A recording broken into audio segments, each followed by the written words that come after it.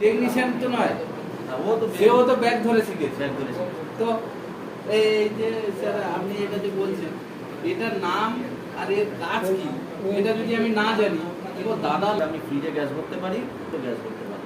আর তুমি যদি মার্কেটে গিয়ে বলো দাদা চিল্লি বলো আমি এসি আর ফ্রিজে গ্যাস ভরতে পারি, তাহলে তোমাকে সারা দুনিয়া বলবে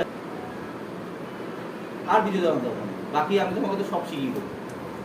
এই হচ্ছে ব্যাপার। তুমি ফ্রিজে যখন এখান থেকে 5 মাস পর বেরোবে তখন তুমি নিজেকে বলবে গ্যাস ভরতে পারি, এসিতেও গ্যাস ভরতে পারি। আর গ্যাস ভরা মানে শুধু গ্যাস ভরে দেওয়া না, গ্যাস ভরা মানে ঠান্ডা করে দেওয়া, ফ্রিজটাকে রানিং করে দেওয়া, এসিটাকে রানিং করে দেওয়া। গ্যাস ভরা মানে মানে যাচ্ছে আমি গ্যাস ভরে দিয়েছি কাজ তো আমি জানি না কিছু, ওরকম না, কাজ হবে, কাজ করবে ওরকম। তার জন্য যে প্রসেসগুলো সেগুলো আমরা শিখি, শুধু আমাকে একটু সময় দিতে হবে, তাড়াতাড়ি।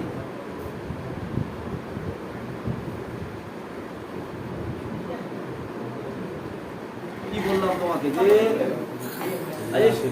শিখিয়ে এত ছেলেকে শিখিয়ে ফেলেছি না, আর তোমাদের এই কোয়েশ্চেন গুলো সেগুলো কিন্তু নতুন না, সব একই। এখানে ফাউ গল্প হচ্ছে না, কাজের গল্প।